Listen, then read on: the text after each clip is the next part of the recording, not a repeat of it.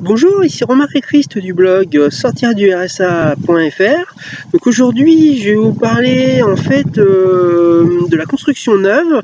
Mais avant, je vous rappelle que vous pouvez recevoir gratuitement ma sélection de livres sur l'indépendance financière en cliquant sur le bandeau qui apparaît sur cette vidéo.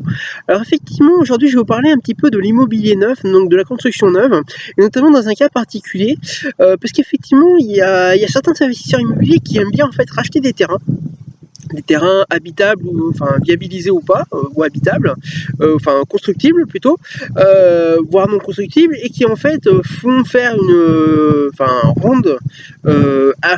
obtiennent l'accord pour la constructabilité, j'y suis arrivé, du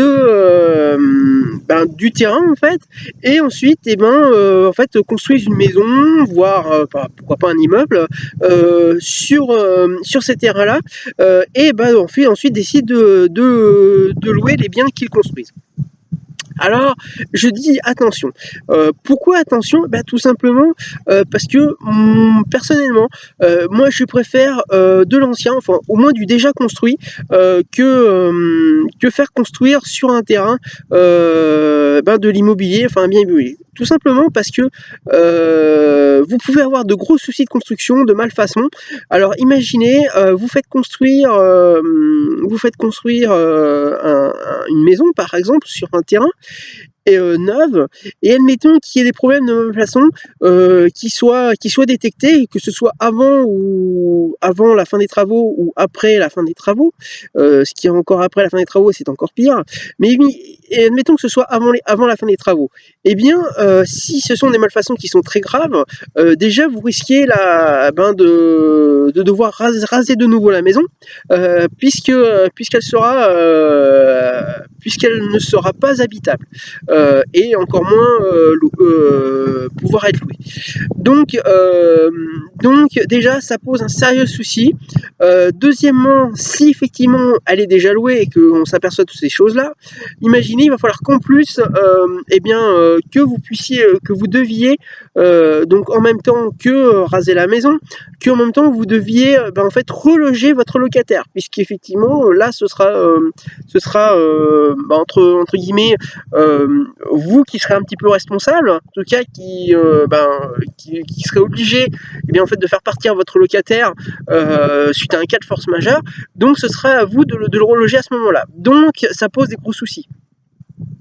Donc là où je voulais en venir, c'est qu'effectivement moi je préfère déjà des biens immobiliers déjà construits, au moins qu'il y ait une base solide, mur, une toiture ça peut se refaire, mais effectivement qu'il y ait au moins une base solide et des fondations solides dessus, par exemple qui a 20, 30, 50 ans, 100 ans ou plus, où là au moins on est sûr qu'il n'y a pas de malfaçon du côté des grosses œuvres.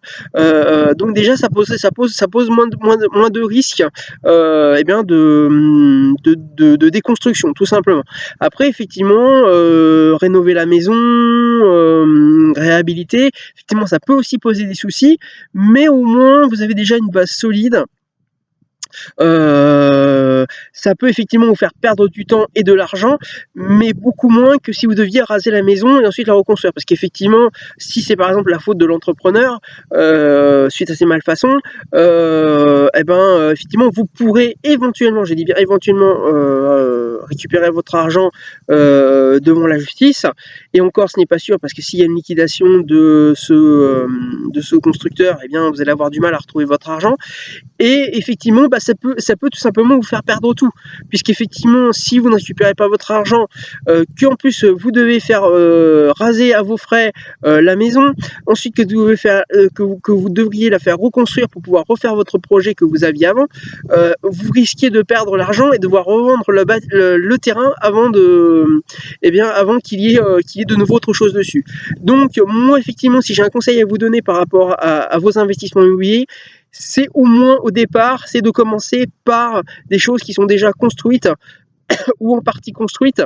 Même si c'est une ruine, c'est pas grave, au moins si vous avez les 4 murs qui sont solides et les fondations qui sont solides, au moins vous partez sur une base qui est solide.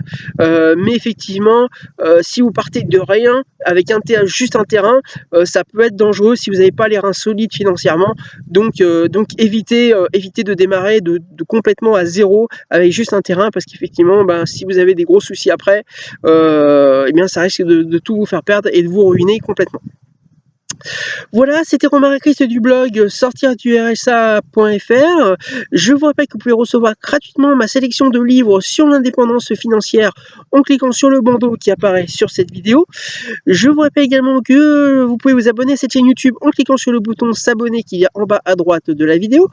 Et je vous rappelle également que j'ai besoin de votre retour. Donc si vous avez aimé cette vidéo, n'hésitez pas à me laisser un j'aime par l'intermédiaire du pouce levé qui est en bas à droite de la vidéo et à la partager. Voilà, je vous dis à très bientôt.